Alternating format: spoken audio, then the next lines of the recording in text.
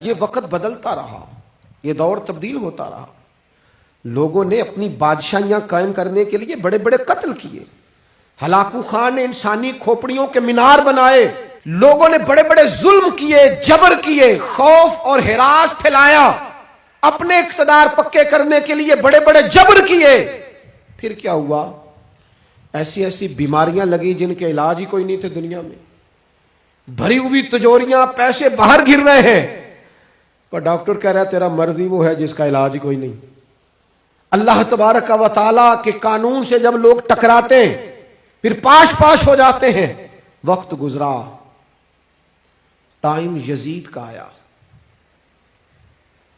وقت گزرا تو ٹائم عبید اللہ ابن زیاد کا آیا، ٹائم شمر کا آیا۔ 1450 سال گزرنے کے بعد اس ہزاروں کے مجمع میں سے ایک ایک بچے کو حدیث یاد ہے کہ حسن اور حسین جنتی جوانوں کے سردار ہیں۔ بتاؤ یزید کو نہیں آتی تھی؟ شیمر کو نہیں پتا تھا؟ کلمہ تو پڑھتے تھے نا یہ؟ عبید اللہ ابن زیاد کو نہیں پتا تھا؟ نبی پاک علیہ السلام کے کندھوں پر حسنین رہے، ان سب کو پتا نہیں تھا؟ یہ جانتے نہیں تھے کہ یہ وہ حسنین کریمین ہیں جن کو حضور سنتے تھے، فرماتے تھے یہ میرے پھول ہیں دونوں؟ کیا بات رضا اس چمنستان کرم کی، زہرا ہے کلی جس میں حسن اور حسین پھول۔ آج 1450 سال گزرنے کے بعد امت کو حدیث آتی ہے کہ نبی پاک علیہ السلام نے فرمایا جس نے حسن اور حسین سے پیار کیا اس نے مجھ سے پیار کیا، جس نے ان سے بغض رکھا اس نے مجھ سے بغض رکھا۔ کلمہ پڑھتے تھے، مسلمان کہلاتے تھے۔ 10 محرم کو جمعے کا دن تھا، امام حسین امامہ باندھ کے گھوڑے پر بیٹھ کر خطبہ دینے لگے تو ایک شخص اندر سے بول کے کہنے لگا حسین تقریر لمبی نہ کر، ہمارا جمعہ لیٹ ہو رہا ہے۔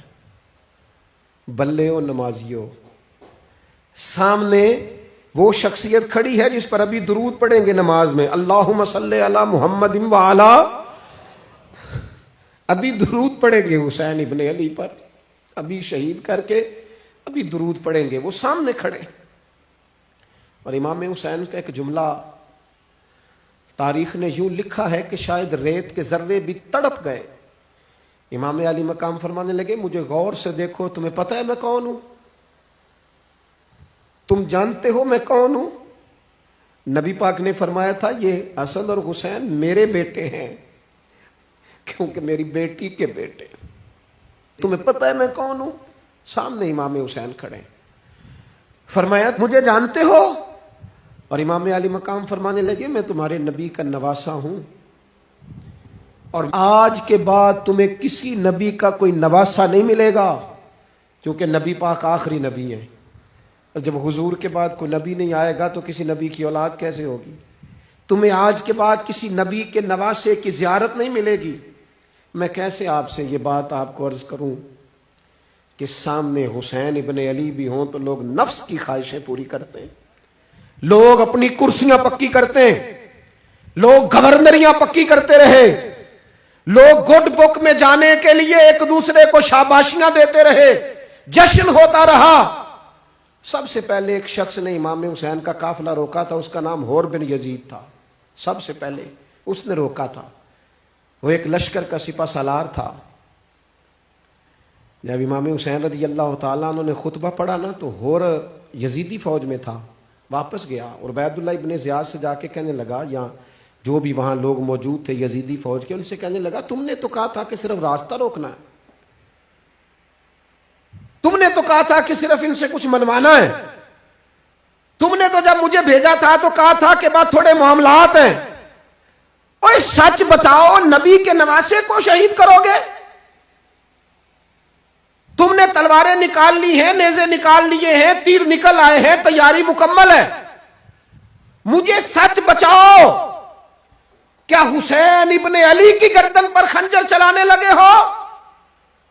سیدہ فاطمہ کا جگر پارا شہید ہوگا، کیا یہ خبر سچ ہے؟ یوں ہوگا؟ تو کہنے لگے ہاں یہی حکم ہے ہمیں، یہی تیاری ہے، یہی پروگرام ہے، یہی پلان ہے، یہی ہوگا۔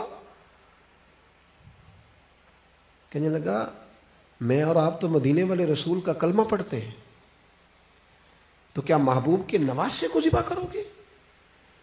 جناب علی اکبر کو جن کا چہرہ رسول پاک سے ملتا ہے، حضرت قاسم بن حسن کو، جناب علی کے بیٹوں عباس بن علی کو، حضرت علی کے بیٹے ابو بکر بن علی کو، حضرت علی کے بیٹے عمر بن علی کو، حضرت علی کے بیٹے یہ بھی 3 کربلا میں موجود، حضرت عثمان ابن علی کو، ان کو شہید کرو گے؟ نے کہا ہاں تیاری ہو گئی ہے۔ تو سب کے ضمیر مردہ نہیں ہوتے، ہاں بڑی بڑی سخت جگہوں پہ پھول اگتے ہیں۔ اور نے جب ان سے کہا کہ تمہارا پکا ارادہ ہے، کہا پکا ارادہ ہے، تو اس نے کہا یہ زیرہ پکڑو، یہ عہدہ پکڑو، مجھے تمہارا دیا ہوا عہدہ نہیں چاہیے، حسین کے نانا کی دی ہوئی جنت درکار ہے، یہ رکھو اپنے پاس، مجھے تمہارا۔ ایڑی لگائی اس نے اور دوڑا اور امام حسین کے قدموں میں گیا، کہنے لگا حضور میں مجرم ہوں،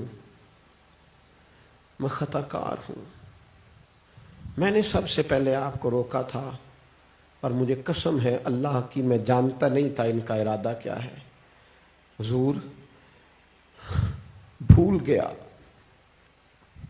غلطی کر بیٹھا، یہ اندھے ہوں گے، ان کی آنکھوں میں پٹی بندی ہوگی، اور مجھے تو پتہ ہے نا کہ دنیا کو پھر محمد کا نواسہ نہ ملے گا، مجھے خبر ہے، اگر معافی مانگوں تو معاف کر دو گے؟ پہلا مجرم ہوں، میں نے روکا ہے، اگر آ جاؤں تو قبول کر لو گے؟ یہ ظرف، یہ حوصلے، یہ توانائیاں اگر ہیں تو سیدہ فاطمہ کے دودھ میں ہیں، یہ شیر خدا کی تربیت میں ہیں، یہ محبوب نے جو ان کی زبانوں کو چوسا تو اس کرم میں ہے۔ حضرت امام حسین نے اٹھ کے سینہ یوں چوڑا کیا، ہاتھ پھیلائے، فرمایا آجا، لگ جانا میرے سینے کے ساتھ، تو آ جانا، تو نے دیر کی، ہم تو پہلے سے منتظر تھے، تو آ جا، تیری ساری معاف ہیں۔ ہور کے مقدر جاگے، امام علی مقام کے لشکر میں شامل ہوا۔ بعض نے لکھا ہے جو لوگ ابتدا میں شہید ہوئے امام حسین کی طرف سے، ان میں ہور شامل۔